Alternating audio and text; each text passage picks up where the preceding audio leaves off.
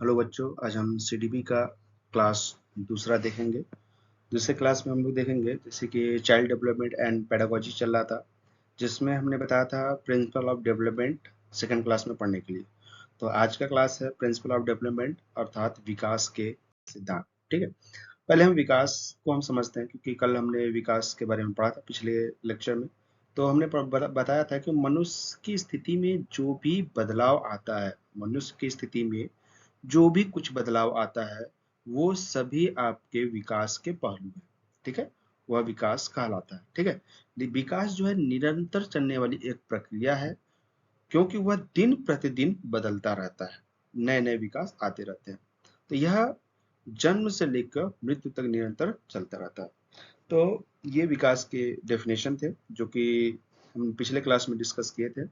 आज हम पढ़ेंगे विकास के सिद्धांत। देखो, विकास के सिद्धांत की बात करते हैं तो बहुत सारे सिद्धांत हैं। माने जैसे कुछ लोग कहते हैं कि विकास संचयी चलता है, कुछ लोग कहते हैं विकास क्रमबद्ध चलता है, कुछ लोग कहते हैं विकास में भिन्नता होती है, कुछ लोग बोलते हैं विकास वर्तुलाकार है।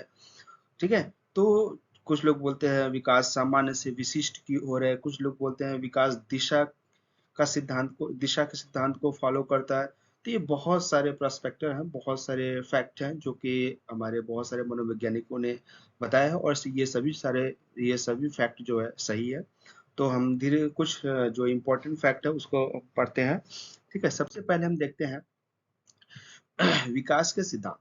जैसे कि विकास जो होता है उसके बारे में, उसके फैक्ट को जब हम प्रूफ करते हैं तो उसी को सिद्धांत करते हैं। जैसे कि इसमें सबसे पहला सिद्धांत और सबसे मोस्ट इंपॉर्टेंट सिद्धांत है विकास की दिशा का सिद्धांत। ये दिशा के सिद्धांत की बात करते हैं तो विकास जो है एक निश्चित दिशा में चलता है। विकास जो है एक निश्चित दिशा में होता है। ठीक है, और ये दो प्रकार का होता है। क्लियर, ये दो प्रकार का होता है। पहला है सेफेलोकॉर्डल और दूसरा है प्रॉक्सिमोडिस्टल। एग्जाम में ज्यादातर प्रॉक्सिमोडिस्टल से ही एग्जाम में आता है, जिसे हम बोलते हैं आम भाषा में नजदीक से दूर की ओर, निकट से दूर, समीप की दूर, केंद्र से बाहर, केंद्र से परिधि। ये सब जो चीजें हैं, ये सब हमारे विकास प्रॉक्सिमो डिजिटल के अंतर्गत आते हैं। और सिफेलोकॉर्डल की बात करते हैं तो सिर से पैर की तरफ जो डेवलपमेंट होता है उसे हम सेफेलोकॉर्डल बोलते हैं। सेफेलोकॉर्डल इसलिए हमने लिखा है क्योंकि एग्जाम में सेफेलोकॉर्डल आता ही है, या मस्तिष्क अधोमुखी आता है, या शीर्षगामी आता है। ये तीन इसके नाम है इंपॉर्टेंट, जो कि एग्जाम में काफी ज्यादा पूछे जाते हैं। ठीक है, तो बात करते हैं सेफेलोकॉर्डल की। सेफेलोकॉर्डल की बात करते हैं, ये सेफेलोकॉर्डल है। तो इसकी बात करते हैं, जैसे कि जब बच्चा बर्न होता है तो वो अपना गर्दन वगैरह हिला नहीं पाता। लो लगभग 2 से 3 महीने के बाद वो अपने गर्दन को संभालना चालू करता है कि भाई चलो भैया अपना गर्दन हिला उला लेता है। उसके बाद जैसे ही 4 महीना जब कंप्लीट होता है तो बच्चा करवट लेने लगता है बिस्तर पे।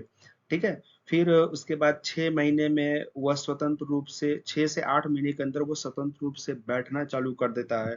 ठीक है, फिर 9 से 15 महीने के अंदर वह धीरे धीरे खड़ा होना चालू हो जाता है।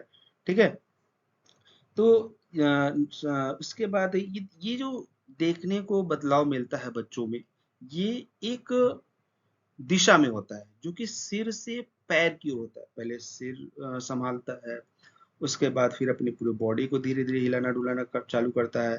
फिर ऐसे ऐसे ऐसे ऐसे जो भी डेवलपमेंट होती रहती है बच्चे के अंदर, वही होता है क्या है वो, उसी को बोलते हैं हम सिर से पैर की ओर विकास, जिसे हम बोलते हैं सफेलोकॉर्डल। ठीक है, सफेलोकॉर्डल।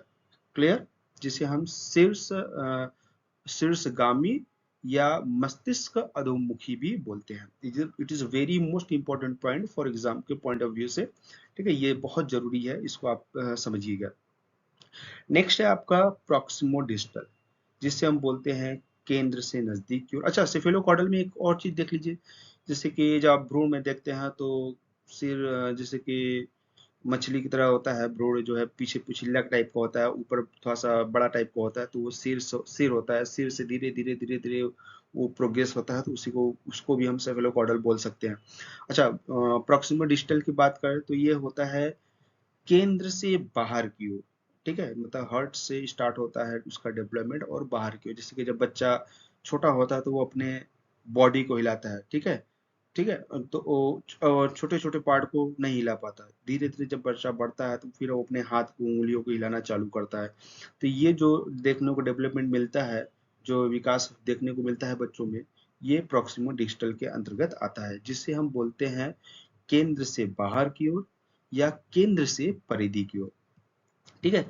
अच्छा, प्रॉक्सिमल डिजिटल की बात करते हैं तो बच्चे में सबसे पहले स्थूल मांसपेशियां होती हैं, क्योंकि यह केंद्र के नजदीक होती हैं, और बाद में सूक्ष्म मांसपेशियां, ठीक है, का विकास होता है। जैसे बच्चा पहले बाह हिलाता है, फिर हाथ हिलाता है, और फिर उंगलियां हिलाना चालू करता है। तो ये जो विकास देखने को मिलता है बच्चों के अंदर, ये क्या होता है, प्रॉक्सिमल डिजिटल के अंतर्गत आता है। और ये दोनों सिफेलोकॉर्डल और प्रॉक्सिमल डिजिटल जो है, दिशा के सिद्धांत को फॉलो करते हैं।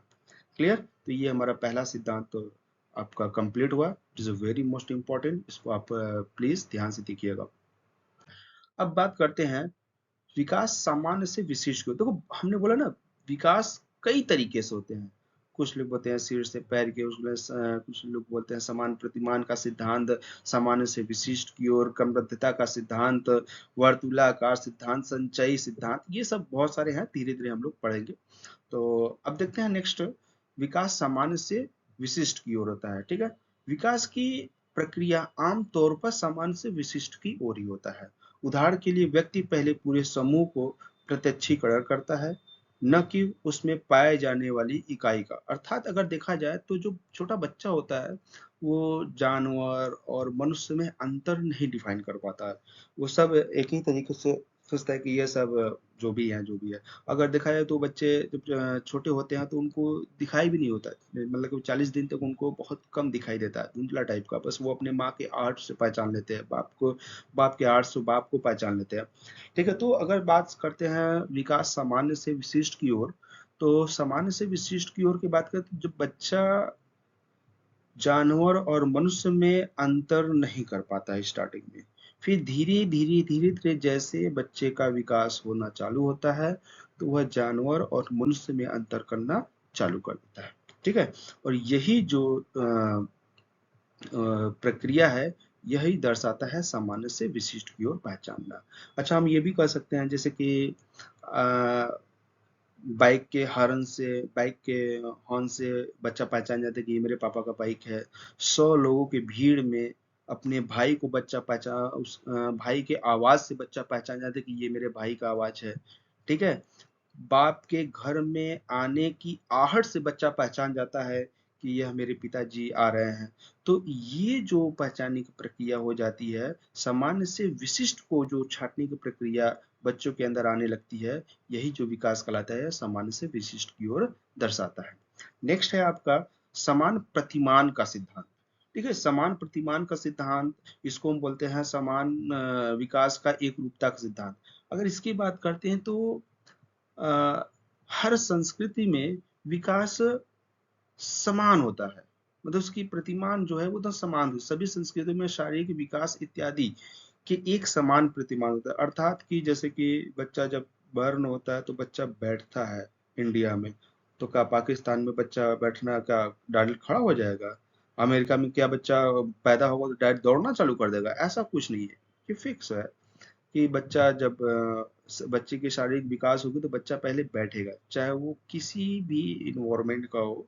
बच्चा पहले बैठेगा, फिर धीरे धीरे पकड़ कर उठेगा, फिर बड़ा होगा। ठीक है। ठीक है।